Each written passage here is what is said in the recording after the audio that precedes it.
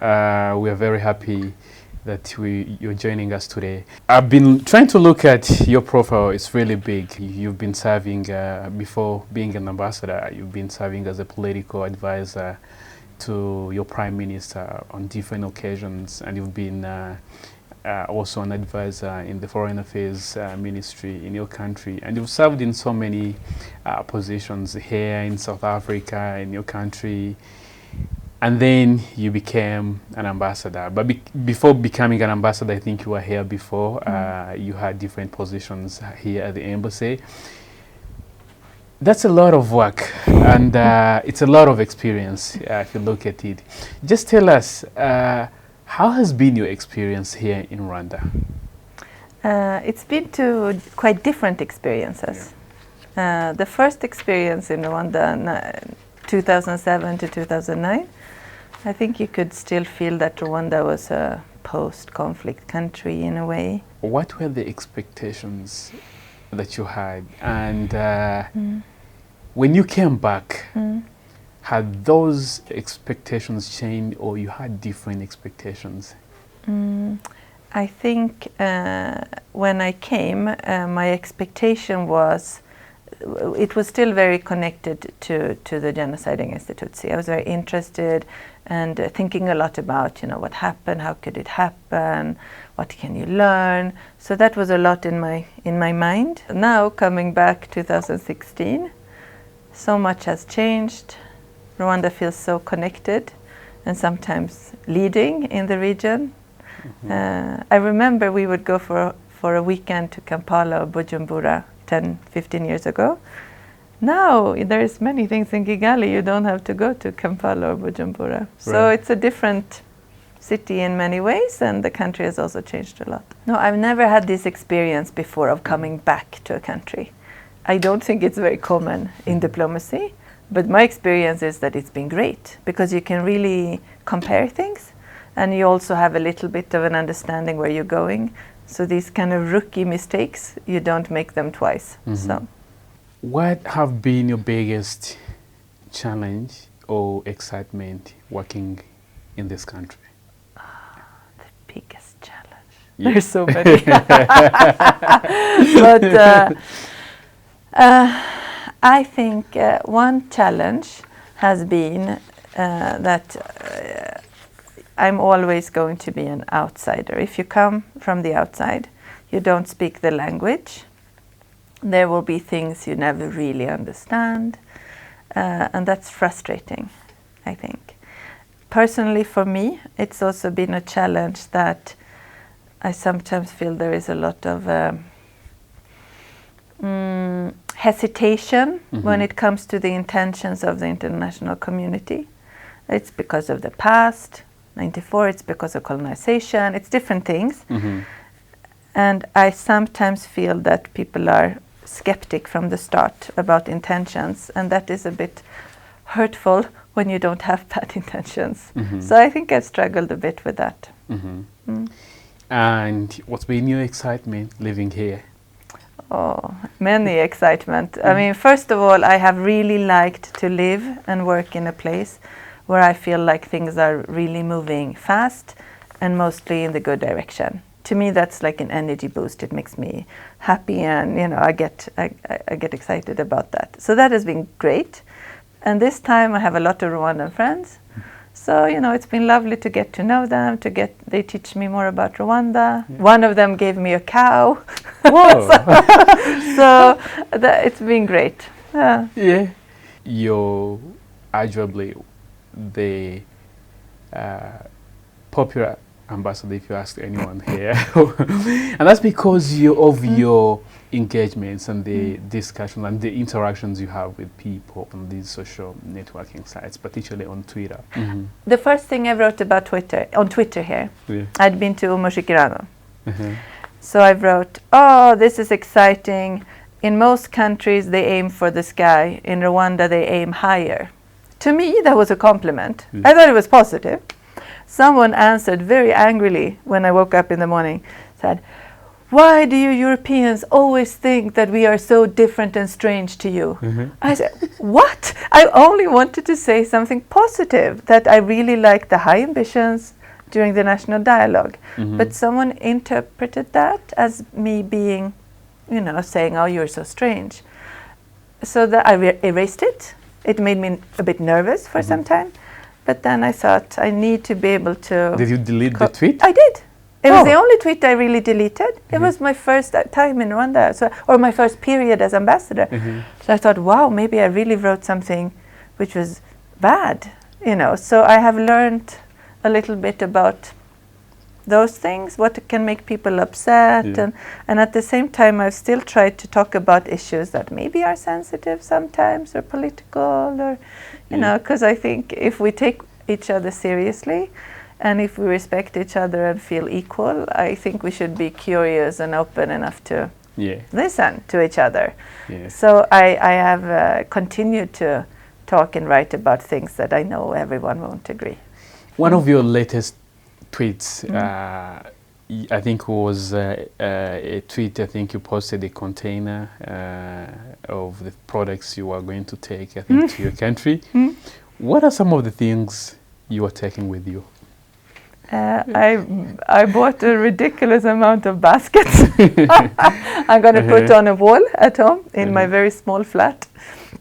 I bought a lot of coffee, tea, honey, and I have also made, 50 cushion things with kitenge. I'm going to give them away, some of them, but I have made too many cushion pillows.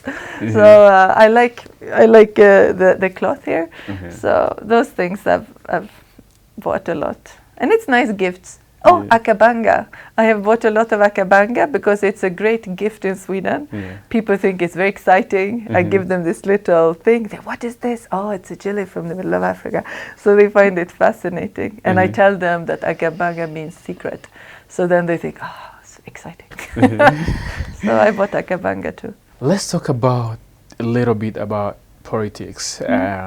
You said one of the interesting political processes in Rwanda for you was to follow a member of parliament, Frank Habineza, and his opposition party, the Green Party. Why? Why?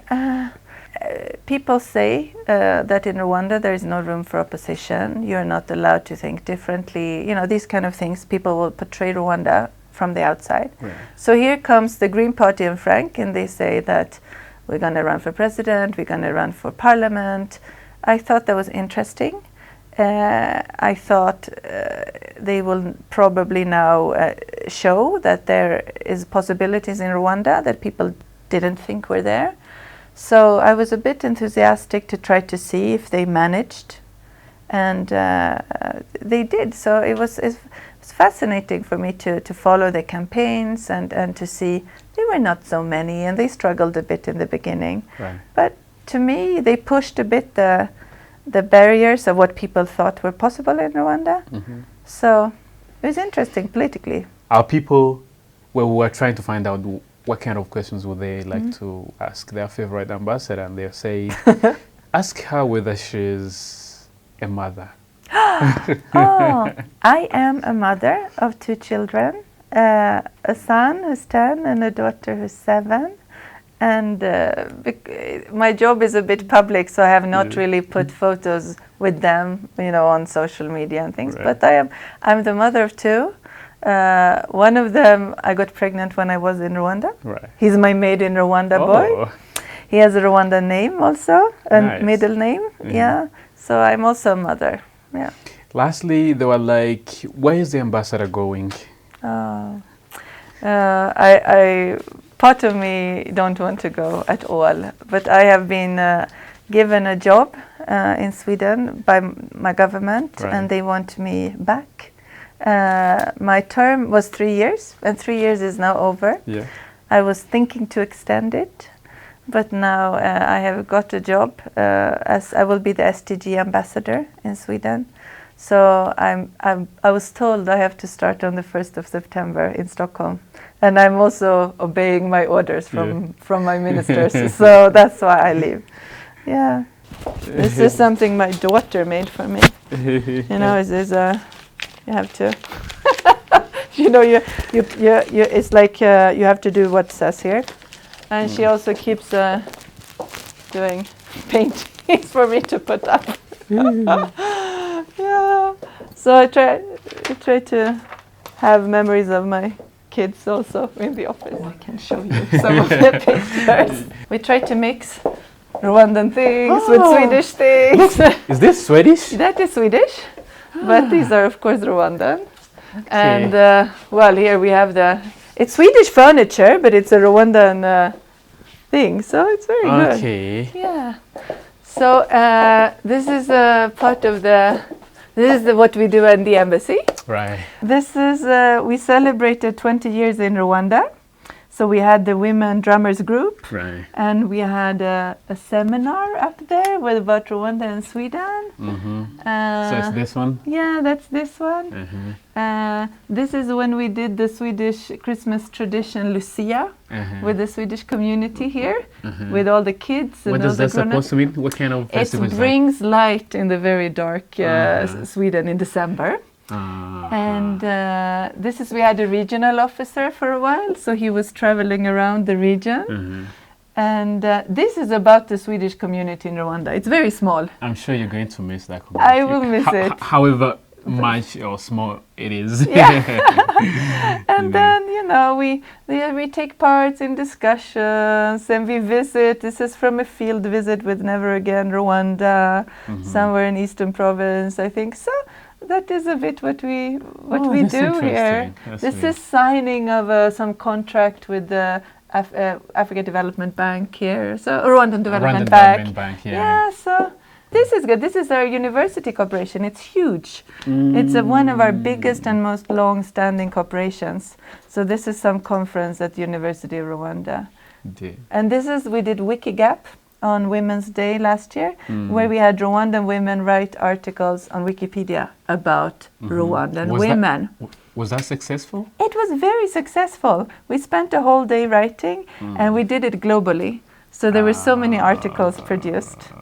Yeah, and this is Friday fika. This is a Swedish tradition. You have to have cookies and these kind of things once a week together. So you put up your name there, and you come to the office and you invite everyone for a cake or for cookies or something. So people do it on different dates. Yeah, exactly. So now it's been summer holidays, so it's a bit empty. But I should write my name, you know, on the list. Yeah. Oh, that's nice. So that's the embassy. So thank you very much. Oh, we work with World Vision in Yumichika. So this is my colleague who was working with World Vision. She was there. It's about creating jobs for women in that part of the country. So I think we had just signed some contract there. So yeah, it's a great project. It's far away. Oh, to go to Yumichika takes, It's very far. But that is the day I handed over my letters of credentials to the president. Yeah. I was nervous, but it went okay. And also this is one of my best experiences. It was a lot of fun. Here I was feeling, oh my God, how am I supposed to do this? But I had a nice person from the protocol who was walking kind of beside, who gave me a little of instructions. So you fake it till you make it. So I think I managed. I'm sure for the first time it's always I'm a mother. I'm a small kid mother from Sweden. This is not everyday life.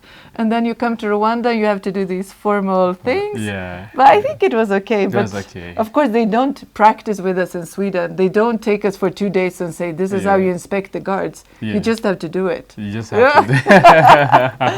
But it was okay. Yeah. So this is the office. Wish you the best. Yeah. I hope you have success in your upcoming engagements. Thank you. I'm sure Rwanda is going to miss you. Oh, I think I will miss Rwanda more, but I'm hoping to come back soon. No, in my new job, but also to visit friends and my cow.